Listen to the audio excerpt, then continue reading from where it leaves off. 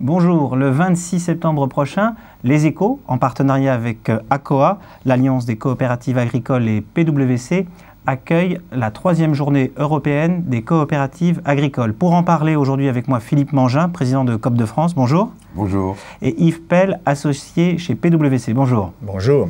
Le thème de cette année que nous avons retenu, c'est celui de l'innovation. Pourquoi est-ce que l'innovation est un moteur important aujourd'hui dans le monde agricole et dans le monde coopératif ? Parce que c'est tout simplement un facteur de compétitivité.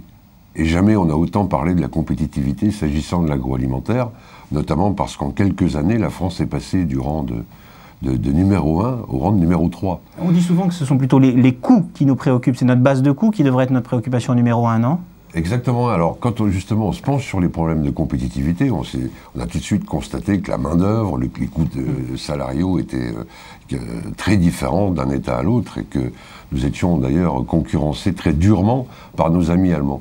Mais on se rend compte aussi dans ces comparaisons que l'innovation, le marketing, la recherche de valeur ajoutée, la différenciation sont des éléments qui comptent au moins autant dans les possibilités d'amélioration de compétitivité. Or, dans notre secteur, on constate malheureusement qu'on investit plutôt moins que dans d'autres secteurs industriels. 0,7, 0,8 d'investissement en R&D dans l'agroalimentaire contre 2,5 dans les produits manufacturés, par exemple. C'est le signe que ça doit être une des priorités. C'est pour ça qu'on en parlera cette année. Dans cette période de crise, en plus, qui frappe certaines filières, c'est vraiment sur la recherche et l'innovation qu'il faut porter l'effort.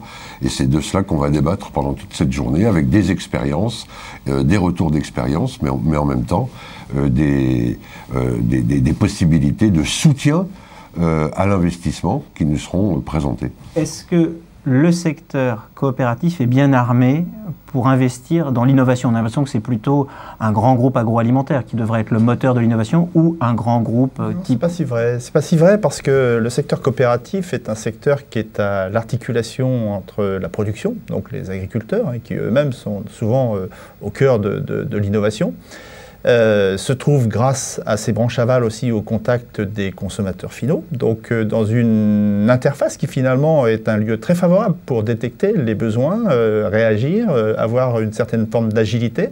Donc aujourd'hui, je pense que tout est ouvert pour les coopératives en matière d'innovation. Et comme le disait Philippe Mangin, on a, je pense, un gap à combler avec forcément des modifications à faire intervenir dans les organisations.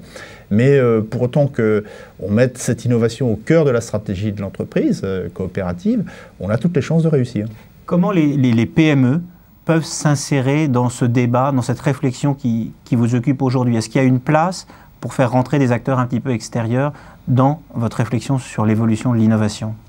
D'abord, il faut encourager les stratégies d'alliance entre les PME, s'agissant de problématiques comme celle-ci, la recherche, l'investissement, l'innovation.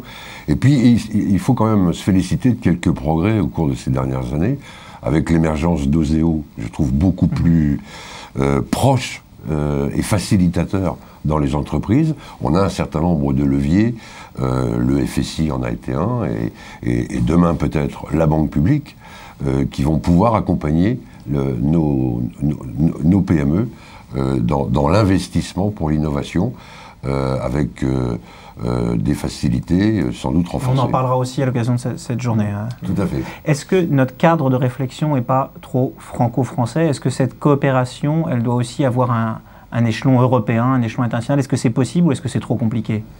Non, c'est pas si compliqué.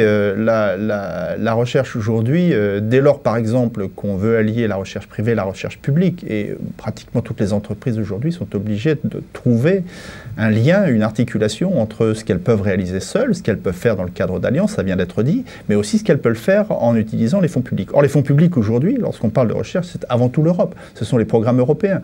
Donc la question pour les coopératives, comme pour les autres entreprises, c'est de voir comment elles peuvent accéder à ces financements, comment elles peuvent s'organiser, comment elles peuvent organiser ce qu'on peut appeler la coopétition, c'est-à-dire façon pour une coopérative à la fois d'être alliée sur certains champs de la recherche par exemple, avec certains de ce qui peut être ses concurrents sur d'autres secteurs.